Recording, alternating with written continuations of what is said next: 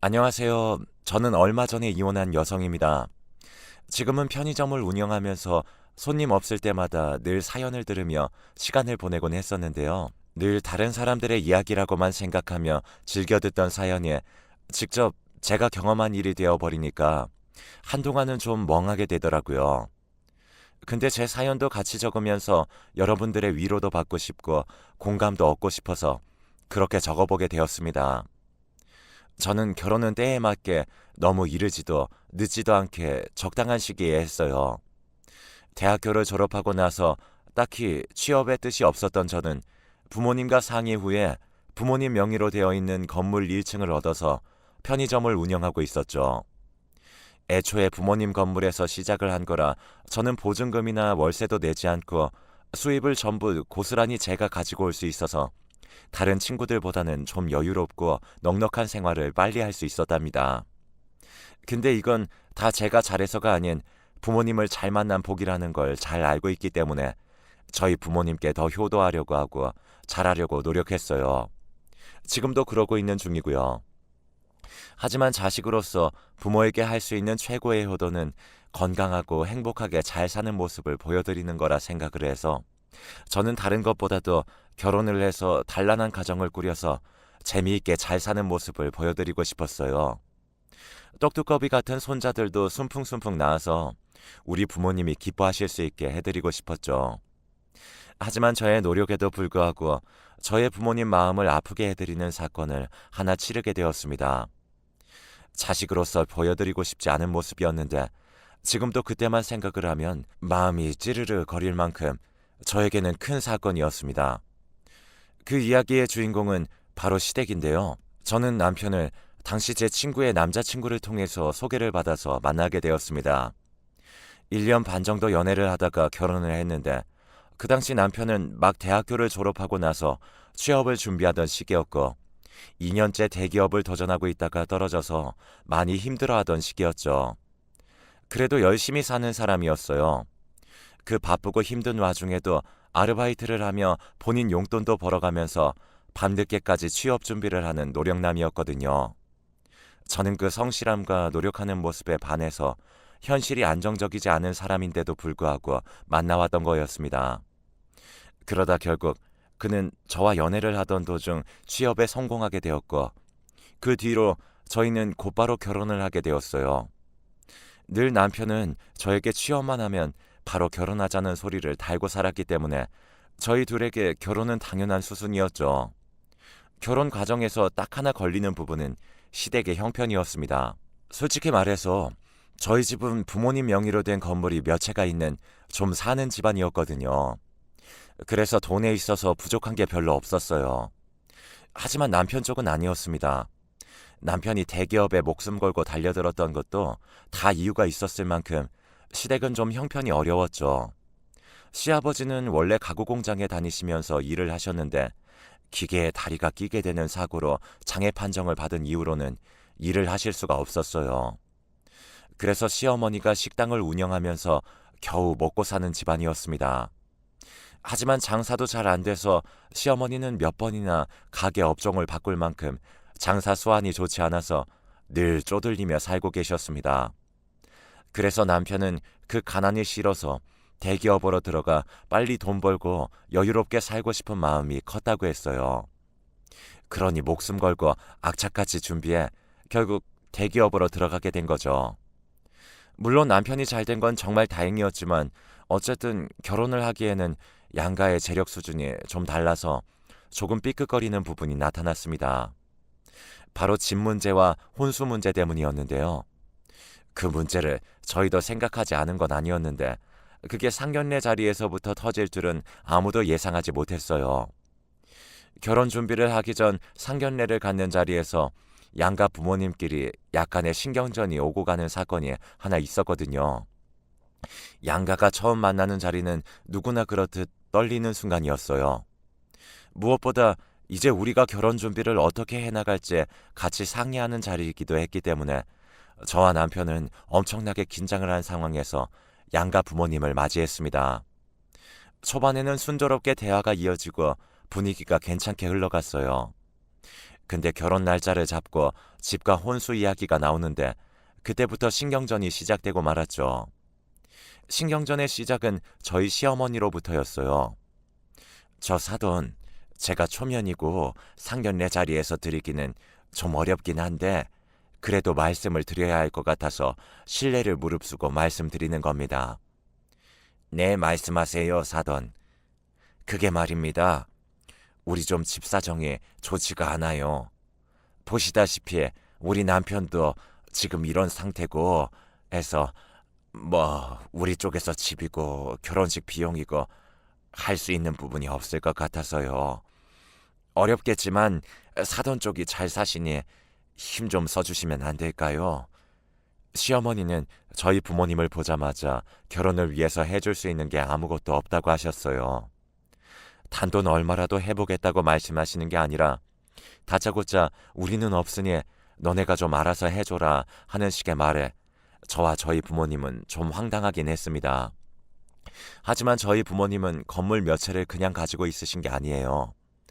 아빠는 건축회사를 운영하시면서 사업가 기지를 다분히 크게 가지고 있으셨고요. 저희 엄마도 그 옆에서 내조하면서 쌓은 내공이 높았기 때문에 그 자리에서 그냥 받아주지 않으셨답니다. 네, 사부인 형편이 어려울 수는 있죠. 그걸 이해 못하는 건 아닌데 그래도 명색이 저희도 딸을 결혼시키는 입장에서 딸이 대접받지 못하고 가는 시집은 반갑지가 않네요. 물론 사부인께서 다른 걸로 잘해주시겠지만 그래도 한 얼마라도 같이 보태시는 게 맞지 않을까 싶네요. 아니, 저희도 보태고야 싶죠. 대신에 우리는 미래가 창창한 아들을 보내드리지 않습니까? 요즘 시기에 대기업 들어가는 게 얼마나 어렵습니까? 근데 우리 아들이 이번에 대기업 들어가게 되면서 이후에 벌어다 줄 돈 생각하면 결국 손해보는 결혼은 아니라고 생각하는데요. 네, 그것도 맞는 말씀이죠. 근데 사부인, 우리 딸은 지금도 이미 자기 사업체 운영하면서 지 또래보다 돈 잘 벌고 있어요. 매달 지가 벌어들이는 돈만으로도 충분히 먹고 살만하고요. 그러니 아예 못하겠다는 말씀은 말아주시고 최대한 노력 부탁드릴게요. 저희 쪽에서도 물론 최선을 다해 사이 맞이할 거고요. 예, 그래요. 사돈 어른 말씀도 일리는 있네요. 아무튼 그럼 저희 쪽에서 할 수 있는 건 해볼 테니 사돈의 수준에 안 맞다고 우리 자식 무시하는 일은 없으셨으면 좋겠네요. 네, 그건 당연하죠. 사위도 이제 엄연한 저희 자식인데 무시하다뇨. 그건 걱정 마시고 저희 딸도 잘 부탁드립니다. 똑 부러지는 저희 아버지의 말씀에 당당하게 말을 시작했던 시어머니는 헛기침을 해대며 꼬리를 내렸어요. 그 뒤로 시어머니는 2천만 원을 가지고 오며 결혼 준비에 보태라고 하셨고 저희 부모님은 그 정도로 만족하기로 했습니다. 사실 나중에 저희 아빠가 하신 말씀이지만 2천만 원은 안 받아도 그만이지만 그쪽에서 처음부터 요구하는 대로 다 해주면 나중에 그 습관이 저에게 고스란히 와서 시댁살이 할 가능성이 높다고 하셨어요. 그래서 저희 아빠 엄마는 단호하게 말씀을 하셨던 거였죠. 근데 저희 시어머니는 저희 생각보다도 더 독한 분이셨는데요. 그 뒤로도 뻔뻔하게 나오는 부분들이 한두 가지가 아니었습니다. 시댁에서 2천만 원을 주고 난 뒤에 저희 부모님은 그래도 외동딸인 제가 좋은 곳에서 잘 살았으면 좋겠다고 말씀을 하시면서 좋은 아파트를 하나 해주셨어요. 그래서 저는 6억짜리 아파트를 혼수로 해갈 수 있었답니다. 처음에 시댁 쪽에서는 이 사실을 알고는 굉장히 감개무량하며 아주 좋은 며느리가 들어왔다며 한참을 아부를 하더라고요. 그때 저희 집으로 1등급 한우까지 보내시면서 감사 인사를 하실 정도로 좋아하셨어요. 저도 이 정도면 서로가 잘 합의가 된 상황이다 생각하며 그렇게 한 번의 사건을 잘 넘기고 결혼을 했습니다. 하지만 진짜 문제들은 결혼 후에 터지기 시작했어요. 저희 집은 친정과 시댁집 사이에 있는 편이었는데 양쪽 모두 차 타고 금방 갈 수 있을 거리일 만큼 가까웠기 때문에 출가한 이후에도 서로를 자주 보며 지냈어요. 근데 시어머니는 해도 해도 너무할 정도로 저희에게 자주 방문하셨습니다. 아니요. 솔직히 더 정확하게 말한다면 집이 아닌 편의점을 그렇게 많이 찾아오셨어요. 그리고 찾아오는 걸로 끝이 아니라 진짜 뻔뻔한 짓들을 많이 하셨죠. 저희 편의점에서 파는 간식이나 물건들을 계산도 하지 않고 잔뜩 가지고 가셨어요. 명목은 다른 거 없었어요.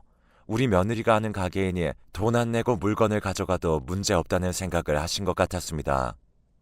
처음에는 과자 몇 봉지부터 시작해서 음료수, 화장지, 칫솔 등등 필요한 물건들을 가져가기 시작했고, 손님들 준다면서 껌이라든지 이것저것을 가져가셨어요.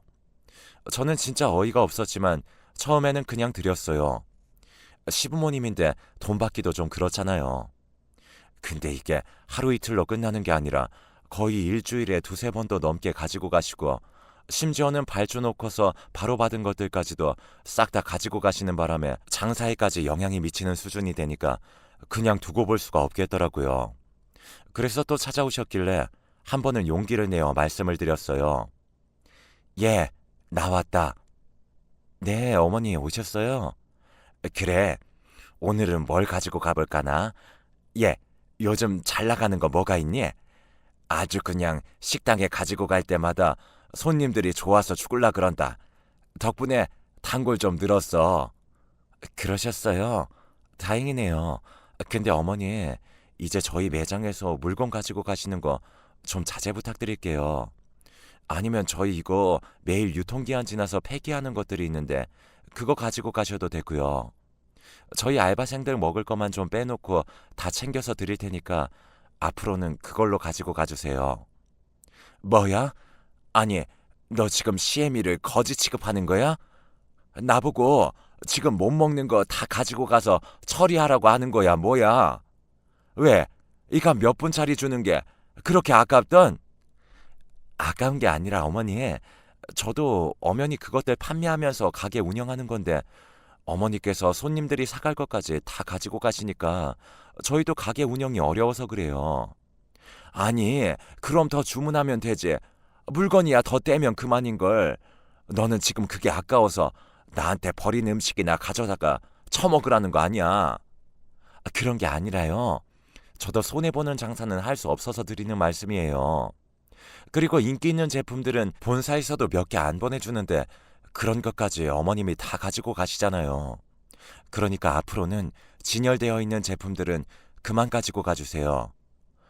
아, 내가 부잣집 며느리가 들어와가지고 덕 좀 보나 했더니만 아주 그냥 지 시애미를 산거지로 보고 있었네. 됐다. 안 가지고 가마. 시어머니는 저의 부탁에 오히려 더 화를 내며 편의점을 나가버리셨습니다. 그 뒤로는 그새 저희 남편에게 다 일러 바쳤는지 퇴근도 전에 남편에게 전화가 왔더라고요. 여보, 혹시 엄마한테 편의점 물건들 그만 가지고 가시라고 했어? 벌써 당신 귀에 들어갔어? 빠르기도 하네. 그렇게 말씀드렸어. 솔직히 그동안 너무 하셨지 않아? 그걸로 나도 벌어서 먹고 사는 건데 어머니 때문에 손해본 게 이만저만이 아니라고. 아니 그래도 그렇지. 당신 시어머니가 그거 몇 개 가지고 가는 게 그렇게 아까워서 그만 오시라고 해? 여보, 지금 여기에서 어머니 편 드는 거야? 당신이 생각해봐. 일주일에 두세 번씩 꼬박꼬박 하루에 가지고 가시는 물건값만 10만 원이 넘어. 편의점에서 그 정도면 물건 몇 개가 빠지는 건 줄 알아? 아침에라도 오셔서 어머님이 물건 다 빼가시는 날엔 그때부터 손님들이 와서 먹을 거 없다고 그냥 나가는 경우가 태반이야. 그런데도 가만히 있으라고? 물론 편의점도 그러면 힘들겠지. 그럼 당신이 미리 좀 덜 팔리는 거 빼서 드리던가 하지. 참, 덜 팔리고 잘 팔리고가 어딨어. 원래부터가 다 팔아야 하는 물건들인데. 당신은 진짜 누구 편이야? 미안해. 알았어. 뭐 그렇다고 나한테까지 성질을 부려. 중간에서 난처한 건 나란 말이야. 일단 알았어. 퇴근해서 봐. 저는 시어머니 편을 드는 남편에게 대답도 하지 않은 채 끊어버렸어요. 남편도 중간에서 난처하겠죠. 하지만 이건 누가 봐도 제가 억울한 상황이었습니다. 그 뒤로 집에 가서도 남편은 시어머니에게 다시 말씀을 잘 드려보라고 했지만 저는 싫다고 했어요. 이건 제 편의점 수익에 큰 영향을 주는 부분이었기 때문에 타협할 이유가 없었거든요. 그 뒤로도 남편은 저에게 서운했는지 한동안 저희 부부도 서먹하게 지냈어요. 그게 뭐라고 이렇게 부부 사이에 냉전까지 해야 하는 건지 저는 정말 이해가 안 되더라고요. 당연히 남편은 제 편을 들어줘야 하는 거 아닌가요? 시어머니한테 제가 못하는 것도 아니었어요. 생신 때 되면 비싸고 좋은 선물도 해드리고 시간 나면 틈틈이 여행도 보내드리고 용돈도 자주 드렸었거든요. 그 뒤로 시어머니도 저에게 서운해하셔서 한동안 찾아오지 않으셨어요. 그런데 그래도 제가 또 며느리다 보니 언제까지고 시어머니가 삐쳐있는 상황대로 둘 수는 없잖아요. 그래서 먼저 풀기 위해 저번에 시어머니와 같이 백화점으로 쇼핑 갔을 때 예쁘다고 하셨던 가디건이 하나 있어서 예쁘게 포장까지 해서 사들고 갔습니다. 시어머니는 처음에는 탐탁치 않아 했지만 제가 곧바로 손에 선물을 쥐어드리니 언제 삐쳐 있었냐는 듯 다시 살갑게 말씀을 하시던 거 있죠? 지금 생각해봐도 어이가 없네요. 그만큼 저희 어머니는 욕심이 대단한 분이셨어요. 아이고, 내가 부자 며느리 본 덕분에 이런 명품 스카프도 받아보고 말이야. 성공했다, 성공했어. 아휴, 색깔 고운 것 좀 봐라. 며느라, 나중에는 좋은 명품 백도 부탁한다. 아, 네, 어머니. 나중에 돈 더 많이 벌면 명품 가방도 꼭 사다 드릴게요. 그래, 그래. 예쁜 내 며느리. 스카프 하나에 버르장머리 없는 못된 며느리에서 예쁜 내 며느리로 바뀐 저의 위치가 참 우습기도 했지만 어쨌든 그날은 서운한 건 다 풀어진 것 같아 다행이라고 생각을 했습니다. 하지만 저희 시어머니 욕심은 거기에서 끝이 아니었어요. 나중에는 더 황당한 소리로 저를 열받게 하더군요. 시어머니는 그 뒤로 편의점에 다시 오시기는 하셨지만 예전만큼 물건들을 막 가지고 가진 않으셨어요. 폐기된 물건들을 주로 가지고 가시고 몇 가지만 본인이 먹고 싶은 것들을 가져가시는 수준에서 그쳤지만 저는 그것만으로도 장족의 발전이라 생각하며 그냥 지내고 있었습니다. 그렇게 나름 평화롭게 잘 지내고 있던 중에 시어머니가 이번에는 우리 부부가 다 있을 때 저희 집으로 찾아오셨어요. 집으로 찾아오신 건 오랜만이었기 때문에 저는 이것저것 음식을 잘 차려서 대접을 했습니다. 근데 식탁 위에서 어머니의 이야기를 듣는 순간 식탁 위에 있는 음식들을 다 엎어버리고 싶은 일이 생기고 말았어요. 얘 있잖니, 며느라. 나도 너처럼 편의점을 하나 해보면 어떨까 싶어. 아니, 내가 너 하는 거 보니까 편의점 운영에 그렇게 어려운 것 같지 않아서 말이야. 지금 식당이 몇 달째 적자가 나서 아주 힘들어 죽겠다. 이참에 다시 편의점으로 개업해서 새 출발 해볼까 해. 그래요? 어머니, 근데 이것도 초기 비용이 만만치가 않아요. 저야 아빠 건물로 들어간 거라 비용이 그렇게 많이 들진 않았지만 본사에 지불해야 하는 것도 크고 공사 비용부터가 만만치 않으실 거예요. 그래서 좀 알아봤는데 역시 우리 식당만 처분하기에는 역부족이겠더라고. 내가 얼추 보니 우리 집을 팔면 금액이 좀 맞을 것 같아서 원래는 너네 결혼할 때 내가 무리해서 대출만 안 받았어도 더 자금을 땡길 수 있었는데 너네 결혼시키느라 내가 힘들었잖니. 시어머니는 거기에서 결혼식 때 2천만 원을 해준 것으로 호들갑을 떨며 말씀을 하시더군요. 근데 그 뒤에 이어지는 시어머니의 말과 거기에 답변하는 남편의 말이 더 가관이었어요. 그래서 말인데 우리 집 처분하고 그 돈 보태서 편의점 낸 다음에 나랑 네 시아버지는 이 집으로 들어와서 합가하려고 한다. 어떠냐? 그래. 그럼 당연히 우리 집으로 모셔야지. 엄마, 걱정 말고 들어와요. 방도 남는데 뭐. 좋네. 나도 엄마 아빠랑 살고. 어머, 정말 그래도 돼? 저와 어떠한 상의도 없이 갑작스럽게 시모에게 집으로 들어오라는 남편의 말을 듣고 저는 입에 있던 음식들을 그대로 다 내뿜을 뻔했습니다. 게다가 거기에 좋아가지고 맞장구를 치는 시어머니를 보니 기가 차더라고요. 그래서 저는 빨리 수습을 하기 위해 말을 꺼냈습니다. 저 어머니 합가는 좀 무리일 것 같아요. 이가 지금 어머님을 어떻게든 도와드리고 싶어서 급하게 대답을 한 것 같은데 일단 저희 집이 그만큼 집이 넓지가 않잖아요. 작은 방 하나 있는 것도 좁아서 생활하는데 많이 불편하실 거예요. 게다가 어머니 편의점 하시는 것도 생각을 잘 하셔야 돼요. 제가 그냥 운영하는 것 같아 보여도 편의점이 신경 쓸 게 한두 가지가 아니거든요. 이거 물건 관리 제대로 못하면 바로 벌금 물고 자칫하면 운영 정지 먹고서 편의점 문 닫을 수도 있어요. 저는 거의 나불나불 속사포로 말을 뱉어냈어요. 진짜 숨도 안 쉬고 말이에요. 그러더니 저희 어머님은 또 거기에서 열을 내시더라고요. 야, 이게 또 나를 무시하네? 너도 하는 걸 내가 못할 거라고 생각하는 거야, 지금? 편의점 운영이 뭔데? 그게 도대체 뭐라고 훈수를 둬? 그리고 지금 우리가 여기 들어오는 게 못마땅한 거야? 아, 어머니, 왜 또 말씀을 그렇게 하세요? 어머님께 훈수 두는 게 아니라 현실적으로 조언해 드리는 거고요. 저희 집으로 들어오시면 불편한 게 당연한 거잖아요. 저도 아무런 마음의 준비도 없이 시부모님 오시는 거 솔직히 불편하고요. 저는 이번에도 다짜고짜 화를 내는 시어머니에게 제 속마음을 그대로 전달해 버렸어요. 솔직히 시부모님하고 같이 사는 게 불편한 건 사실이었거든요.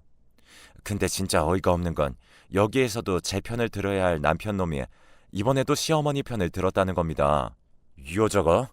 야, 이 건방진 게 어른한테 기어오르네? 너 자꾸 시어머니한테 말본세 그따위로 할래? 시어머니가 새 출발하고 싶다고 어렵게 말씀하시는데 거기에 도와드리지는 못할 망정 우리 부모님 모시는 게 불편해? 이 남편 놈은 심지어 욕까지 섞어가며 시어머니가 있는 앞에서 저에게 면박을 주더군요. 거기에서는 저도 더 참을 이유가 없었습니다. 저희 어머니는 남편의 언행을 보고 나무라는 것이 아니라 오히려 꽃이라는 표정으로 저를 보고 계시더군요. 거기에서 저는 더 화가 나 일부러 더 시어머니 앞에서 같이 욕을 해버렸습니다. 이 거지 같은 놈이 어디다 대고 욕이야? 그럼 너는 우리 부모님 모실 수 있어? 지는 우리 친정집에 찾아가는 것도 싫어하면서 그리고 너는 우리 부모님 도와줘 봤어? 까놓고 말해서 너 따위가 우리 부모님 도울 것도 없겠지만 하다못해 너 우리 부모님 생신이나 기념일에 뭐 제대로 챙겨보기나 했어? 맨날 지네 부모님 생신에는 좋은 거 못 해드려서 안달이면서 우리 부모님 생신 때는 인터넷에서 파는 싸구려나 사다가 바치지 않아? 그것도 내가 겨우 말리면 그제서야 내 카드로 선물 사내는 주제에 더 말해볼까? 돈 벌어도 내가 더 많이 벌어오고 생활비를 보태도 내가 더 많이 보태는데 네가 뭔데? 니네 엄마 도와주라 말아야. 남편은 속사포 같은 저의 말에 적잖이 열이 받았는지 뒷목을 잡고 쓰러지는 신용을 해댔습니다. 가짠더라고요. 그 옆에서 시어머니는 제 이야기를 들으면서 얼굴이 붉어지면서 엄청 열을 받아 하는 게 보였죠. 근데 저는 참지 않았어요. 솔직히 그동안 쌓인 게 진짜 많았거든요. 남편이란 놈은 지네 부모님이나 위할 줄 알지 저나 저의 부모님께는 늘 성의가 없었어요. 그것도 마음에 안 들었는데 이번 사건까지 터지고 나니까 저의 서운함은 겉으로 터져버리고 말았습니다. 한번 터지니까 이게 계속 말이 나오더라고요. 그래서 앞에 계신 시어머니에게도 더 말을 보탰어요. 어머니 진짜 죄송한데요. 편의점 일이 밖에서는 쉬워 보여도 안으로 들어가면 절대 그렇지 않아요. 젊은 사람도 하기가 쉽지 않은데 50 넘은 어머님은 얼마나 더 힘드시겠어요. 그러지 말고 지금 운영하시는 식당을 잘 살려 벌궁리를 하시거나 다른 업종을 찾아보세요. 그리고 다시 한번 말씀드리지만 저는 합가는 못해요. 지금도 이렇게 퍽하면 어머님이랑 싸워대는데 같이 살면 얼마나 서로가 더 힘들겠어요. 그래서 저는 합가는 못하겠어요. 정말 죄송합니다, 어머니. 으이그 고얀 건 피도 눈물도 없는 독한 것 같으니라고. 시어머니는 그대로 저에게 욕을 한 바가지 하고는 집을 나가셨어요. 남편도 열이 받았는지 그대로 안방으로 문을 쾅 닫고는 들어가 버렸죠. 저도 속상하고 힘들어서 그날 밤 하루 종일 식탁에 엎드려 얼마나 울었는지 모릅니다. 근데 사실 제가 우리 아버지 피를 물려받았는데 그냥 피만 물려받았겠어요? 저는 누가 봐도 우리 아빠 딸이라고 할 만큼 사업가 기질이 컸습니다. 그냥 보면 이건 될 거다, 안 될 거다 하는 게 탁 하면 보일 만큼 사업 수완이나 땅, 건물 보는 눈이 탁월했거든요. 하지만 우리 시어머니는 성격 자체가 허술한 사람이었어요. 그래서 꼼꼼함이 중요한 편의점 일을 절대 할 수 있는 분이 아니셨죠. 그래서 제가 더 말린 것도 있었거든요.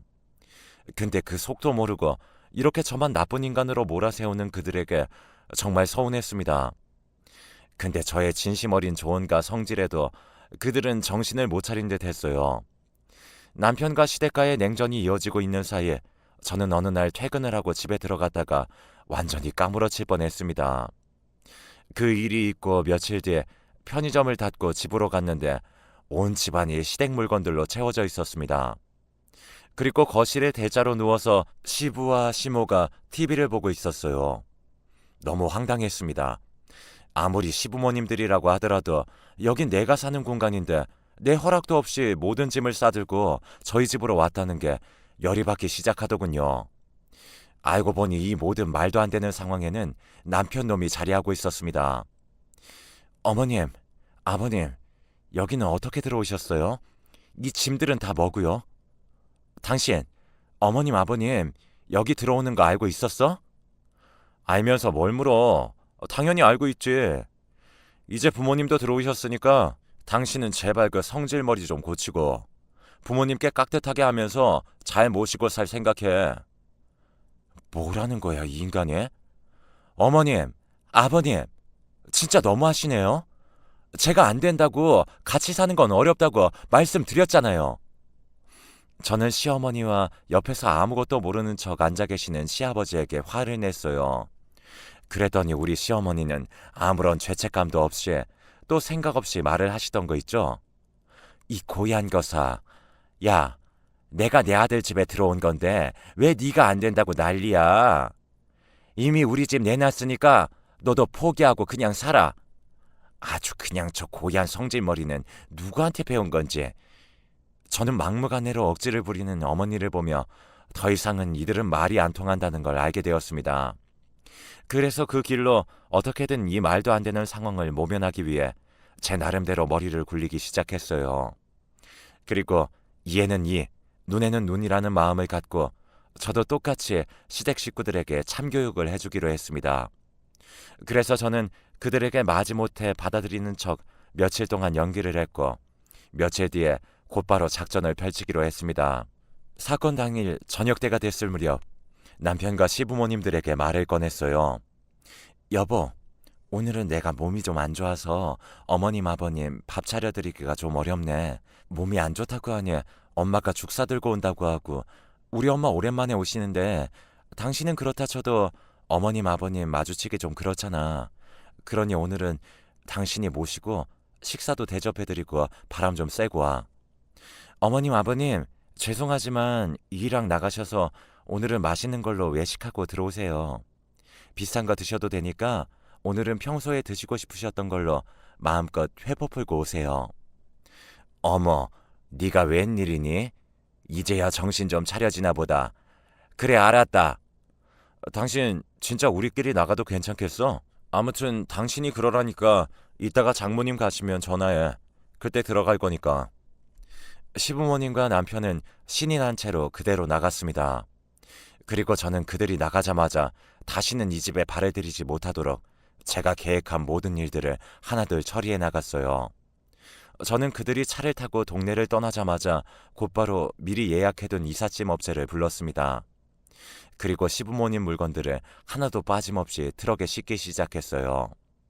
그리고 거기에다 남편 물건들, 컴퓨터, 책상, 양말 한 짝까지도 빠뜨리지 않고 쓸어 담아 짐을 실어버렸어요.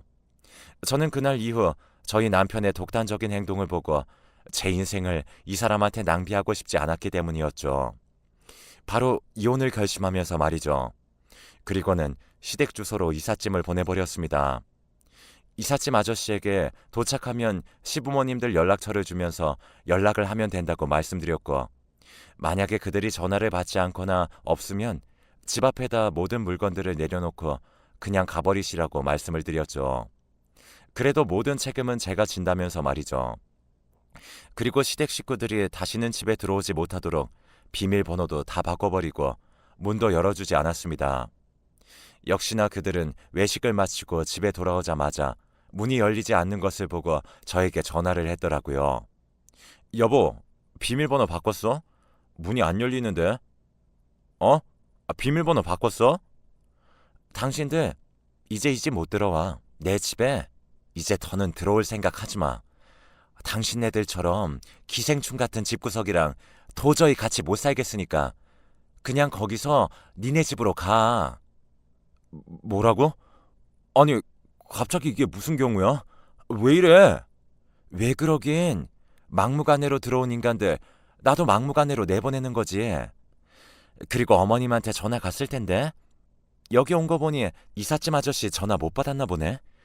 당신들 짐은 전에 어머님 아버님 사셨던 집으로 다시 보내버렸으니까 당신들 집으로 가라고. 더 이상 엮이고 싶지 않으니까. 당신 드디어 정신 나간 거야? 문 부숴버리기 전에 좋은 말로 할 때 열어라. 내 정신은 아주 멀쩡하지. 뻔뻔하고 정신이 나간 건 너나 너네 가족이고 나는 지극히 정상이거든. 그리고 부숴봐. 여기 내 집이거든. 당장 경찰 부를 거니까 썩 물러나는 게 좋을걸? 저는 전화를 끊어버린 뒤로는 문을 발로 차고 난리를 치는 그들에게 문도 열어주지 않았어요. 완전히 무시했죠. 그랬더니 밖에서 누군가가 민원을 넣었는지 얼마 뒤에 경비에게 그들은 끌려나간 듯 했습니다. 그렇게 저는 제 허락 없이 기생충처럼 붙어버리려는 거머리 같은 시댁 식구들에게 참교육을 시켜주었습니다. 그들을 보내고 얼마나 속이 시원했는지 몰라요. 하지만 그 뒤로 조용할 줄 알았더니 역시나 그들은 그냥 끝날 인간들이 아니었습니다.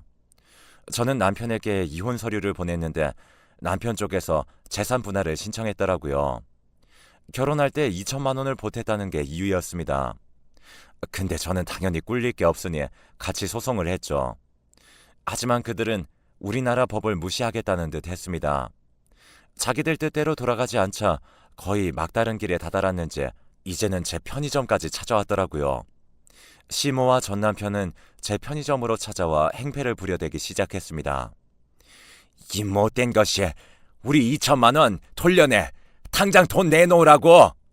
어디서 다 홀랑 먹으려고 수작을 부려? 어이가 없어서. 그럼 어머니도 그동안 제가 사드린 명품들이랑 용돈들 다 내놓으세요. 다 뱉어놓고 가시라고요. 당신 진짜 돌았어? 지지 않고 화를 내는 저에게 둘은 합세하여 저에게 달려들었고 결국 시어머니는 저의 머리채까지 잡아끄는 지경에 이르렀습니다. 갑작스러운 상황에서 저는 속수무책으로 시어머니에게 끌려다니고 있는데 그때 저의 구세주가 나타났어요. 바로 저희 친정아버지가 편의점의 경비원 연락을 받고 오셨더라고요. 당신들 이게 뭐하는 짓이야? 저희 아빠는 제가 머리채가 잡혀 끌려다니는 상황을 보자마자 그들에게 호통을 쳤고 놀란 시어머니와 남편은 잠깐 움찔하더니 자존심 때문에 그만할 수는 없었는지 그 뒤로는 저희 편의점 물건들을 죄다 던지기 시작했습니다. 하지만 그걸 보고 가만히 있을 저희 아빠도 아니었죠. 아빠는 그들을 지켜보더니 이내 어딘가로 전화를 하셨어요. 조금 뒤에 5분도 안 돼서 누군가가 들이닥쳤고 그 정체는 바로 경찰이었습니다. 경찰들은 곧바로 행패를 부리고 있는 그 둘을 잡아 끌었어요. 그리고 저희 아버지가 거기에다 대고 호통을 다시 한번 치셨죠. 당장 여기서 나가 이것들아. 다시 한 번만 내 딸한테 찾아오면 죽을 줄 알아. 가만 안 둬 내가. 이거 나 놓으라고. 그들은 그렇게 경찰들에게 질질 끌려가며 가차는 모습으로 가게에서 쫓겨나게 되었고 아버지의 험악한 소리에 두 번 다시 찾아오지 못했습니다.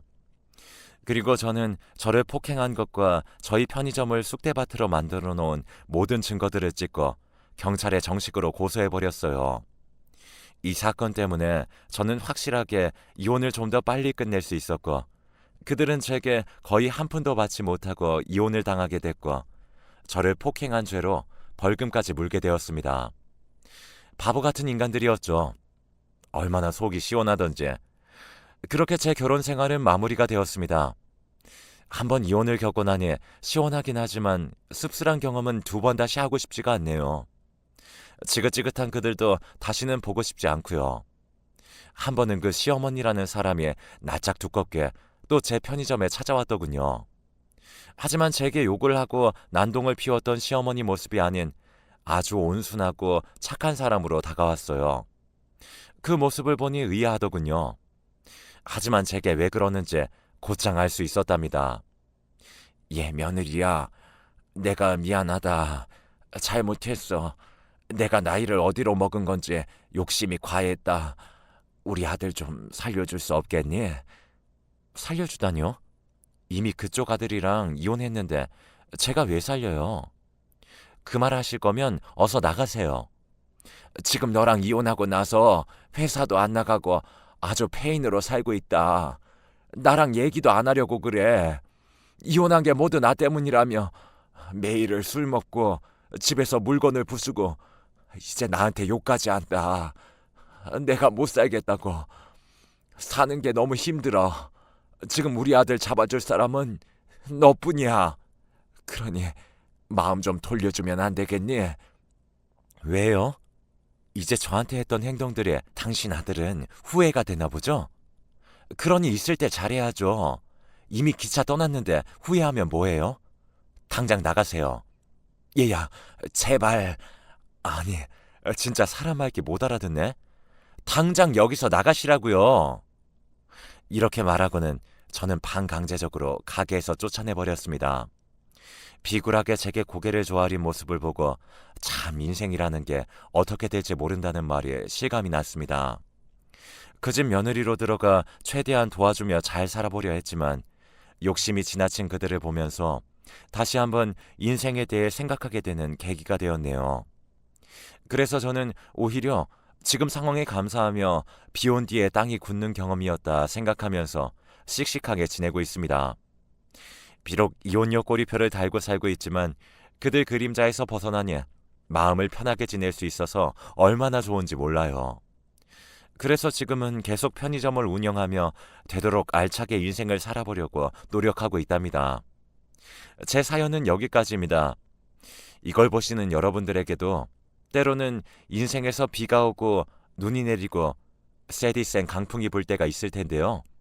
그래도 그 뒤에 찾아오는 시원함과 멋진 설경, 정화된 공기를 만끽할 수 있는 인생이 되시길 응원할게요. 제 사연 들어주셔서 감사합니다.